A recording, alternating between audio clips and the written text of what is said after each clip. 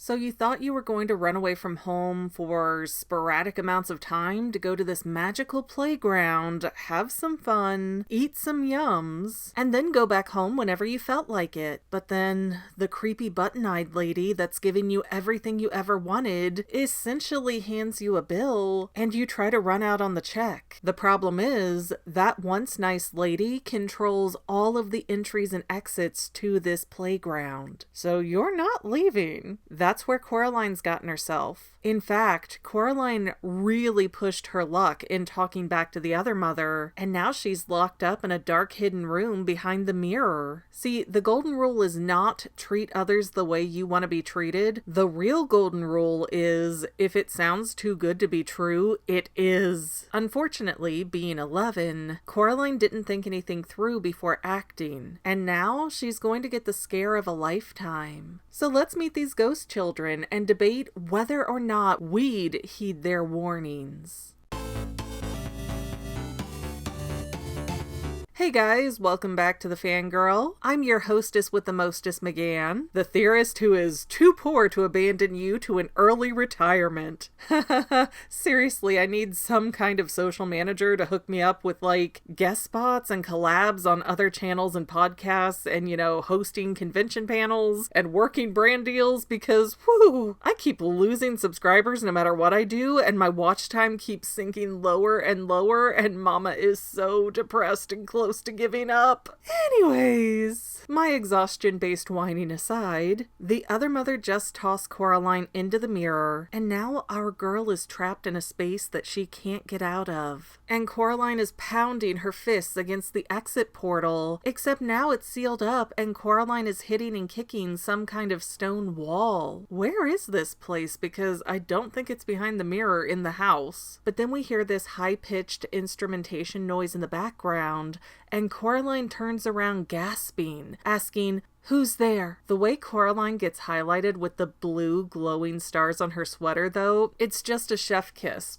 That is amazingly well crafted as a way to let us see Coraline in a lightless environment. Coraline's question does get answered though, as we see a glowing blanket with 3 large bumps under it, and a young voice whispers, "Hush and shush, for the Beldam might be listening." Now, I've referred to the antagonists in this film as both the other mother and the Beldam interchangeably, but this is actually the first time the term Beldam is used in the movie. And if you're curious, Beldam is British slang for an old, malicious woman. So it's comparable to the ghost children calling the other mother a crone or a hag. As Coraline approaches the glowing blobs, she pulls back the sheet covering them, and we see these glowing ghosts cowering on a bed. And it has this heartbreaking feel to it, as if these children have been horrendously abused. Now, this may or may not surprise you, but I have always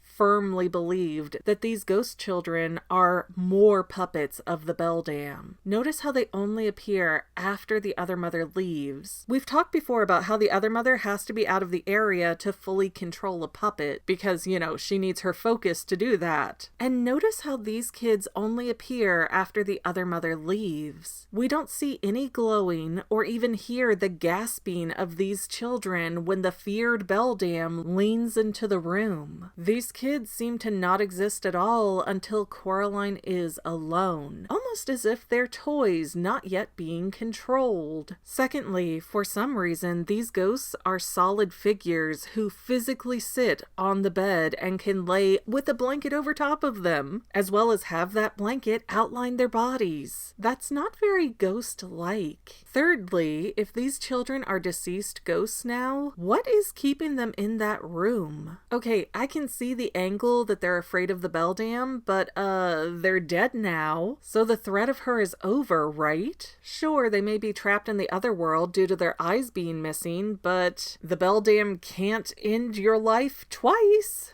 In that situation, I would be wandering around the halls wailing nonstop and warning everyone else to run away as fast as they can as soon as they came through the tiny door. It just doesn't add up for all three of these kids to spend eternity quivering in this room when there's literally nothing else that can be taken from them at this stage. They're dead. Whatever, as soon as Coraline starts asking basic questions to the ghost kids, they stop being solid figures and start floating in her face. And the ghost boy, Huck Finn Jr., starts telling Coraline that he can't remember his name, but he remembers his true mommy. That's oddly convenient. And for anyone confused by the name Huck Finn Jr., that is not his real name. That is a reference to the Mark Twain character from the 1800s, something like that. Then the sweet ghost girl, who is the missing twin sister of Wybie's grandmother, and very clearly who the previous button-eyed doll was modeled after, starts telling Coraline that the Beldam spied on their lives through the doll's eyes, which again only carries so much weight if we take this at face value, because that doll did not go into town shopping with Coraline for the Beldam to create the clothes and know that Coraline hated having her nose messed with. But the ghost kids explained that they were lured to the other world and given everything they wanted, but they were greedy and wanted more, so they accepted the button eyes. At which point, the pioneer girl phases through Coraline and puts ghostly buttons over her fleshy eyes, which completely freaks out Coraline. Also, cool detail to notice, the stars on Coraline's sweater are not glowing as brightly, because, glow-in-the-dark materials usually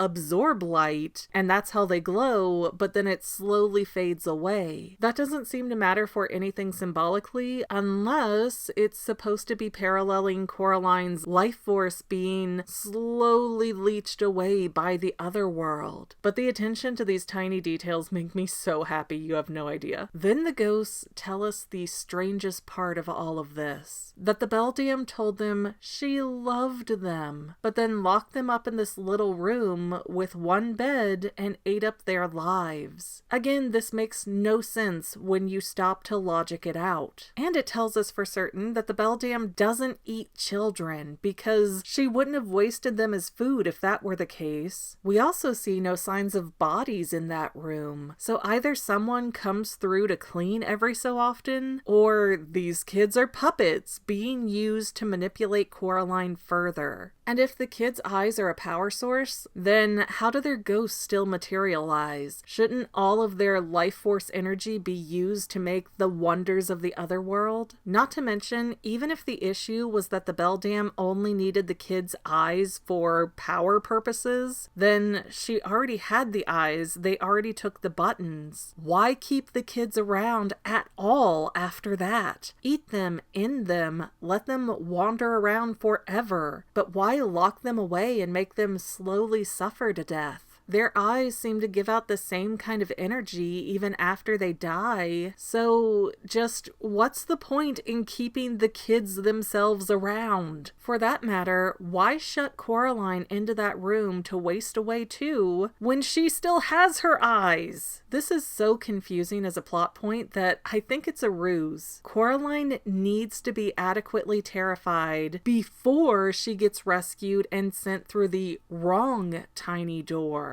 But that's the next scene, so let's not get too far ahead now. However, having the ghost kids tell Coraline all of this doesn't faze her too much. She just gets really determined and says that the Beldam can't keep her locked away forever if she wants to win Coraline's life. So, therefore, Coraline must beat the Beldam to escape. Now, there's two ways to read into this. Either Coraline means beating, as in defeating the Beldam physically, like slaying the creature like a dragon, or she means that she's going to beat the Beldam in some kind of game, even though no game has been offered here, and it's pretty random for Coraline to assume that she can do some fiddle playing contest with the devil to get her freedom back. I personally think that Coraline means beat as in a game because she specifically uses the word win in reference to the Beldam taking her life away. But who says it has to be a choice? That does seem to be the case by the way the Beldam acts, but I'm just saying it was never clarified that a child has to choose for the Beldam to take their eyes. She could just reach over and pluck them out at any given moment. Also, honey, that demon has you trapped in a world that she alone controls. She's already won the game. And why is there an assumption that there's going to be some kind of honor among entities that's going to make the other mother release Coraline if a game agreement is even reached? I know, it's the kid's best shot, but this part of the movie in particular does not feel logicked out at all. Then the sweet ghost girl has the utter nerve to ask Coraline to find their eyes because the Beldam has taken them and hidden them. But children, seriously, have you ever left that room to look for them? This whole planet is like 4 blocks long and you've been here for decades. Have you tried trying to find your eyes yourselves? And all of the ghost kids cover one of their button eyes with their hands when they talk about their eye being taken, which has never made sense for me. The Coraline book says that the Beldam steals their souls, which makes more sense as a single object, but we humans usually have 2 eyes. Yet every time that Coraline will find a quote eye later, it's a single spherical item. So where did the other eye of each ghost kid go? And I'm fully willing to accept that there's something weird like the Beldam had to eat one of the eyes in order to have a magical connection to the other eye, but someone needs to explain this to us to make it make sense. Because if that were the case, then the kids aren't really getting their eyes back to be freed at the end either, are they? There is so much to unpack in this scene that I can't do very well because it doesn't make sense. It's been too Neil Gaiman. So now it's on Coraline's shoulders, all alone, to free the souls of these random ghost kids. And this feels extremely manipulative to me, not to mention orchestrated, because no sooner does Coraline say, "I'll try to get them," than 2 hands reach in and rip her out of that room. And this is other YB with the chicken kitchen mitt over his face like a mask for reasons. But let's leave other YB alone right now and let him be part of next week's discussion. Let's check some comments instead. Welcome to new channel member Unreal Feel, who brought up that towards the beginning of the movie when Coraline is definitely still in the real world and she turns on the water faucet and it spews out the dirty water, that they think it's weird none of the other residents talk about it. And I think there's 2 easy explanations for that. One, old houses have old pipes, and when they corrode, it's very common to get a few seconds of brown or yellow water before that settled up residue is flushed out of the pipes. And 2, we see most of Spink and Forcible and Bobinsky's apartments, and neither of them have any kind of visible bathroom area. So I don't think that they have a shower to wash themselves. Then I spent 5 minutes cry laughing because S.J.E. McCabe pointed out that Coraline couldn't get the living room door open because she was pulling on a push door.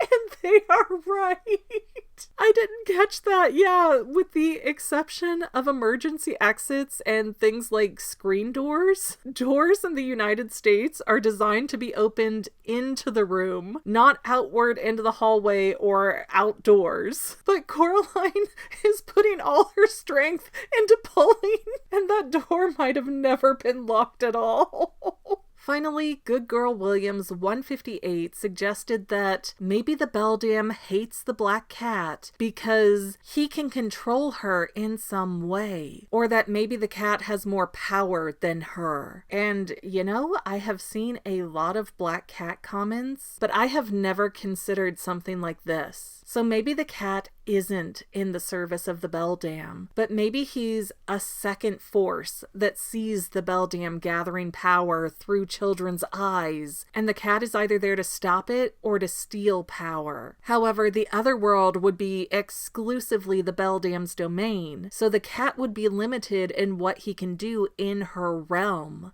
And so the cat isn't protecting Coraline or competing with the doll. He's trying to stop the other mother from reaching critical power levels and maybe escaping the other world. Oh, I like that, and it's very interesting. The next time we see the cat, I'm going to really try and think of this angle. Awesome thoughts today, guys. I might be overthinking it, but that's literally my job. And to any of my members here on YouTube, a huge bottom of my heart thank you for all of your help and support. If you would like to become a paid channel member, there is a link in the description below. Thanks again, guys. Love you. Well, family members, we're almost done, but I want to invite you to hang out with me in some other places. I'm on Twitter and Instagram as my own personal self, and I have a Facebook page too, but I mostly just post photos over there. And sometimes people say, "Hey McGann, I want to mail you something." How do I do that? Easy. Just click the About tab on my channel page, and my most current P.O. Box info will be right there. I also run another channel, The Family. It's really a hodgepodge channel where we might post anything. Oh yeah, and I also sell shirts and stickers and stuff with the Family and the Fangirl logos. If that is your cup of tea, I have a link in every description of every video. Finally, if you want to help out the Fangirl channel and make sure I'm putting out video essays for years to come, the best way you can help is by subscribing and watching more of my videos, whether they're new, old, whatever. Maybe even share one or two on social media, help spread the word. People who watch to the end of videos like you helps to tell the site, hey, this is a good video, we should recommend it to other people. So if you made it this far, leave me a comment of something like, hey, I made it to the end. Love ya. See you next time, family members. Bye.